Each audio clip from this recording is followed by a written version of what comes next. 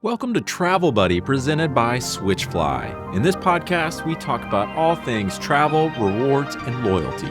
Let's get to it. Noel, there is a lot of conversation around packaging in today's airline loyalty markets, and there's an industry shift, if you will, happening between what you might call ancillary add-ons and then moving into what you can also call total trip ownership.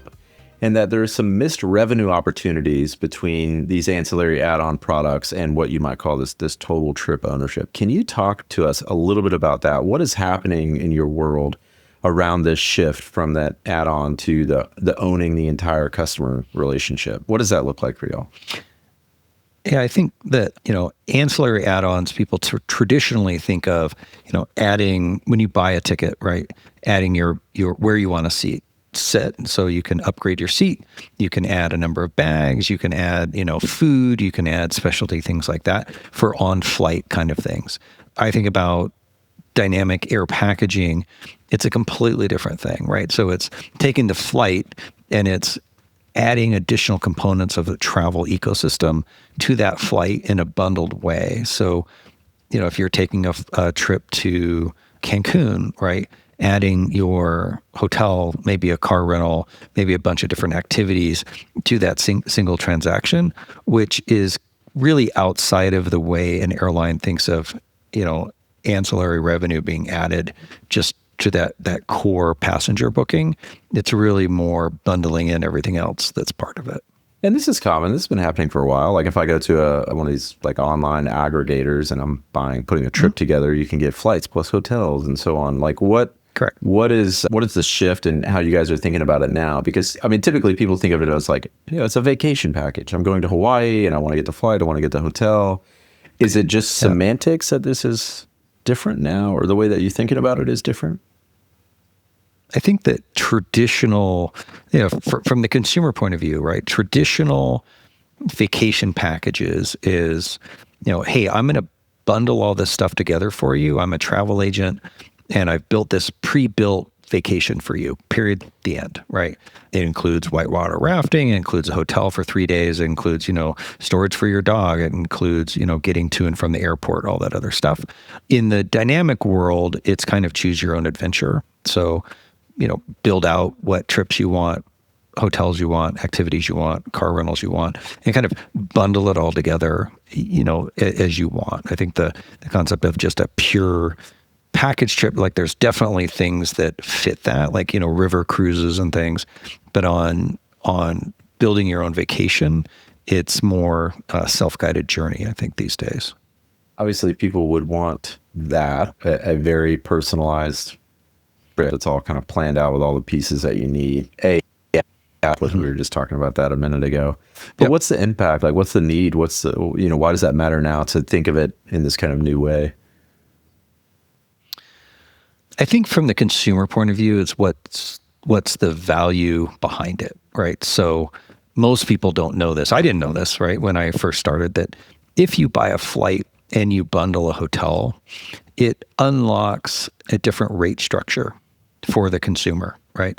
And you're able to get discounts and package prices that aren't necessarily available to you if you're just buying a single-use hotel or a single-stay hotel and separately the air, right, or separately the car rental. When you bundle all that together, the rate structure that is available, right, to people or to consumers is better, right? And so, you can have things where, because you've bundled a flight and a hotel and a car and all the rest of the stuff, you're saving thousands of dollars, right? And that's why dynamic packaging is really kind of a unique thing for the consumer. I remember you bringing this up on a previous episode, and we even talked to Ashley Martinez about this, said the same thing, both of you, is when you're going to book a trip, book everything as much as you can at one stop shop. Like if you're going to, however you're bundling your trips together, buy all the things at once, because there's codes and all kinds of things that are happening on the back end that you have no idea about,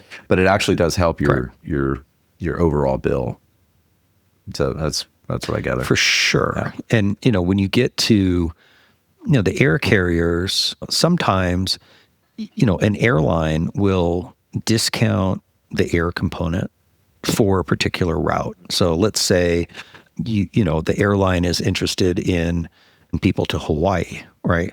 They will actually, the route, let's say it's Seattle to Honolulu. They will actually discount that route only for the packaging component, right?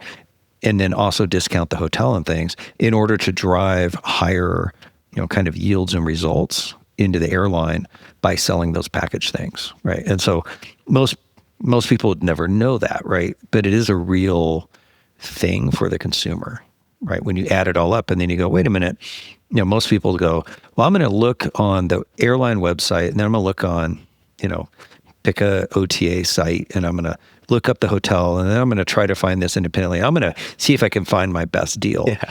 And then they go to the packaging site and they go, I can't beat the price. Yep. And you're like, exactly, right? Because behind the scenes, they're doing things that you don't know are happening on the rate structures. So I was about to say, that's exactly how I go and book trips. I go on one site to do one thing. I go to another site to do another. I do it that way. But, no, man. But I have done that my where wife is the same way. The rental car has, basically like I got a free rental car for a couple of days or for a week or whatever. By putting it all together, I was able to get a lot of savings. Correct. I've done that before. Yeah. Okay, so I want to talk more about the kind of nitty gritty nuts and bolts of on the business side of things of doing this. So by having this kind of frame away perhaps from vacation packaging to more of this dynamic packaging, and it's not just about vacations, it's not a prepackaged deal, that really can impact conversion, and have other kind of, business impacts and things like that. So talk to me a little bit about why that transaction matters so much and the kind of the typical ways that people have done it and where you think we could go going forward. I think, and I use this phrase more readily now, that especially now, given everything that's going on in the economy, consumers are looking for value and ways to save money, right? We see this consistently. And the concept of vacation packaging doesn't necessarily convey value to the consumer, right? It's like, oh, well, that's a package. Maybe it's more expensive. And this concept of bundling things together and saving them and saving money at bundling them, I think is a real opportunity for brands to show consumers how they can put things together and essentially drive more savings from building one trip, if you will, with the airline. Yeah. Does that make sense? Yeah, I've seen some of the airline CEOs talking recently just because of the price of gas, because of geopolitical tensions around the world, if I can say it like that. And it's just the fuel is just going up so much. So expect that. I've heard even 20% increases on airline tickets over the summer. For sure. So we're always looking for ways to save money if that's the case. Correct. Yeah. And it's, by changing it to, a bundle and save of value story to the consumer, it's not necessarily about we've pre-built something for you, right? It's, hey, if you bundle this together, you might actually save money with the airline, with the hotel, with the car rental, with the activities.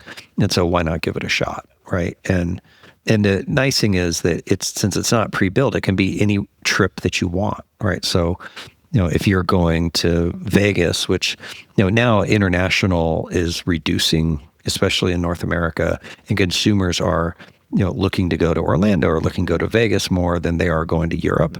And as the airline fares go up, right, like how do we, you can see this visible shift, right, in where people are looking, searching, and booking. So, yeah, we were talking about that on the last episode about like summer trends that you guys are seeing in data, and also some different analyst reports and things that people are traveling a lot more around America. So yeah. And I'm curious, so something we were talking about before we started recording was the importance of, kind of making this shift and thinking about the different ways to kind of set this packaging discussion up. The importance of it is around the data that you get from customers that are on platform and being able to kind of remarket to them, and they become, you kind of think about this like total ownership of that customer journey, if you will. Like, talk to me a little bit about that and how thinking more about this can do a lot more than just that transaction alone. Well, if you think about, let's say you're an airline, right? And I fly United all the time. You really have the coach customer and the first class customer, right? They might fly a lot, they get free, premium economy seats. Maybe they upgrade into first class. Maybe they don't. Maybe they're flying coach. But that really doesn't tell you a lot about that customer, right? So, one of our board members, he flies a different airline. He flies in a coach seat, right? Because he's value driven. He doesn't he could buy the entire first class lounge if he wanted to, right? But he doesn't choose to do that. However, where he stays on his trips are super nice, right? And if you don't have any insight into who's sitting in the back of your plane, maybe that would be an important thing to have, right? Because now, let's say, person bought, the cheapest tickets that they could find because it's only a 2.5 hour journey, right? But they're staying at the Ritz-Carlton 5-star resort. Wouldn't that be an interesting thing to know and to really understand that customer, right? And so adding this other dimension all of a sudden lets you understand who is flying on your airline and also how you can upsell and basically improve, the economics longer term, I think, with them. I think that's a big part of it. Yeah. Having a multi-dimensional view of the customer, it takes on a Correct. whole other life of its own through marketing and through the Correct. customer loyalty and things like that. Yeah. Mm-hmm. Yeah, for sure. Because even if I have a lot of points on your airline, which means I fly a lot, it doesn't tell you a lot about me as a consumer, right? The airlines know, well, you usually book within 7 days or 14 days or 21 days. And, are you price oriented or are you buying first class? That's all they know, right? They don't know about the rest of your travel journey. And I think they want to know around the rest of that. I have talked about this on the show before, but I have 2 little kids, 3 and 1. And I feel like if I put on the itinerary that I'm traveling with a 3-year-old or a 1-year-old, there should be something a little special that I get. I get to board early, or and I know some airlines do let you board early if you tell them. But I'm just thinking these little joys that make my travel easier, because a 3-year-old on a plane is not always the most calm. No. Thing in the world. Yeah, that's crazy. Okay, so when you're thinking about air packaging, what is it that drives performance in your mind? And what should these airlines and leaders thinking about this issue, what should they be focusing their attention on? Like, what is the thing that really moves the needle? I think it's really around consumer value, right? So, when we talk about this bundle and save option, are you really focused on a particular route, right? Or a particular area of the country or geography? We run Japan Airlines vacation packaging, right? There is a definite destination in going to Japan, right? And, as you can do some of those route specials, you can do some of the, hotel partnership specials to really get consumers to switch over to, try your airline, try this concept because of the value, right? And so I think, performance is really being driven off of, that value equation, but that value equation can only be driven off of things like, do I have an adequate inventory, right? So, we've seen people that they only single source a, hotel inventory system. And that's good enough maybe for specific regions, but on a global scale, it's not big enough, right? So different OTAs handle different segments of the world better or worse, depending on where you are, right? So, the Far East is an example. There's different suppliers, and those suppliers do a better job at inventory rates and everything than a North American one. So I imagine the technical infrastructure of actually pulling that off, your partner ecosystem, the able to set pricing quickly in an engine while somebody's searching and trying to put something together. I imagine that's an extremely complex thing to figure out as well. Correct. This is where we talk about AI and machine learning and, just data science in general, that when you're looking at pricing, if you think about the consumer who's showing up, right? And the consumer who's like, oh man, you know what? Next weekend is a 3-day weekend. I just got Friday off or whatever. And they're going to buy something right away, right? That doesn't necessarily mean you have to be the cheapest discount, right? If someone has that 7-day kind of less than 7 days to travel, if a consumer is showing up and they're planning stuff out 90, 120, 180 days from now, they're probably very price sensitive, right? And so having tools underneath the hood, if you will, that can adjust for specific routes, segments, locations, duration. So you can say, if it's a consumer, and we've targeted Miami, right, as a good destination, but they're under 7 days, make the margin X. But if it's, 90 days out and it's Miami, make the margin Y, right? And just adjust things because you are trying to get the conversion down, right? What are your thoughts on like buy now, pay later, points plus cash, abandoned cart recovery, like some of these other things that I know different airlines have tried in the past and things like that. But, travel protection is a big one. That's a very obvious one that you're prompted. If you're going to buy a ticket, you're prompted with that thing. So, correct. Just different things like that. Correct. Like, do those factor into the mix when you're thinking about dynamic air packaging? They do. I think one of the things is, one, people are planning a vacation, right? And so this is not a work trip. And, I do work trips all the time. I got to cancel it. I move it around. I get the credit. Boom, boom, boom. It's no big deal. But that's different than, okay, I'm taking, my wife and my 2 kids, and I'm going to go on an international trip, right?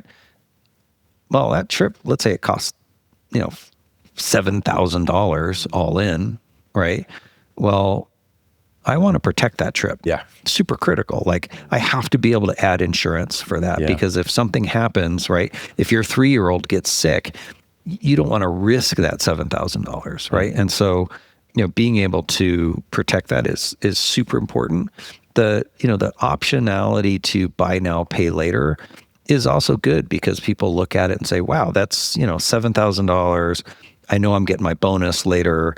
So, can I put this money down? And then they just come up with a flexible payment plan to make sure they can go on the vacation, but not, putting the whole thing, outlaid on their credit card up front. And I think that's important because, those longer journeys and longer vacation trips do cost a lot of money. And the miles with cash in loyalty plans, the airlines themselves, they always want to move points, and that's how consumers come back to their brand. And so ensuring that you have the ability to redeem for points or miles as well as, cash redemptions is just part of the ecosystem, right? Okay, last set of questions is, so we've talked about how in dynamic air packaging, typically it is called vacation packaging, but that that kind of connotes prepackaged offers. Whereas if you think about it more of like personalized bundle and save options, it kind of opens up this wider remit that allows you to think more differently about the customer. You get more dimensions on who they are.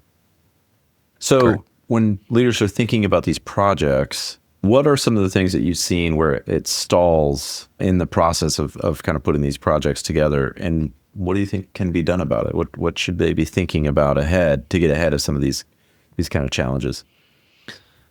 I think what you see a lot of is people try to build it themselves, and they don't realize how hard this is, right? So we just had a client that they tried to build it themselves. They spent 18 months, and then they realized this is not going to work, right? And it's, Switchfly's been doing this. Are actually one of our very first air packaging customers this year, and it's a major airline, will have been a customer for 20 years. That's crazy. Yeah. And they're driving hundreds of millions of dollars in revenue. And, so the interesting thing is when you think about implementations, having done implementations probably my whole life, the big home run stellar projects, they either slip, they fail, they miss, they're hard to deliver, right? When you start from scratch like that. And in today's world where you have to be able to do things fast, those kinds of projects are really high risk. And so, that's why having a vendor that can spin up things very quickly, I think is super important. And I also think that people underestimate the amount of effort that it takes to do this the right way. You talked before about the speed at which you're able to move, and I think that focusing on that is really important. But man, that sounds hard. We talked about all the complexity, I guess. Well, it's like you could go. I mean, a lot of people are like, well, I'm going to go code to, I'll not use names, but OTA1, they have an API, and I'm going to integrate with it. Those guys. I'm going to integrate with these other guys over here. It's like, great. Okay. So you also need to handle what's called like room unification, because you're going to get a data feed of two different places. You have to compare the rates, but you have to make sure that you're serving up the right content, right? Sure. Well, whose content are you going to use? Whose rates are you going to use? Whose images are you going to use? It becomes this really simple thing becomes really hard really quick, right? And, and then you add all the other components in there. That's why in a lot of cases, if you go to some places' sites, what you'll see is they don't actually have dynamic packaging per se. What they have is kind of single sales booking flows. So you can buy the air, check out, done. You can buy a hotel separately, check out, done. You can buy the car separately, check out, done. That's not dynamic packaging. You're not, as a consumer, you're not afforded any discounts or value versus when you have air plus a hotel plus a car all combined into a single transaction. I haven't thought about that. I don't know if consumers would know. Would you spot the difference? I don't know. Wouldn't. They wouldn't. Yeah. They would have no idea. Interesting. Yep. Okay. Well, thank you for giving us some insight on this. I know it's kind of a growing conversation. Any other thoughts about, looking at different vendors or partners or anything else to think about in this issue? Oh, I mean, as always, that's why we're here as a company. But, when we do this all day, every day, it's interesting to watch, airlines kind of wanting to step these things up the right way. So it's good. Yeah, awesome. Well, I know you guys have an upcoming white paper that will discuss more details of this issue. So thank you for your team putting that together. You can find that at switchfly.com. Nowell, thank you as always. Last question for you. Where are you traveling next? I'm going to Washington, D.C. because our youngest son is graduating from undergraduate in a week. Hey, so that's where I'm off congrats. to. Awesome. Well, excited to see that. Okay. Well, Nowell, thank you again. Right. We'll see you on the next episode. All right. Thanks, Brent.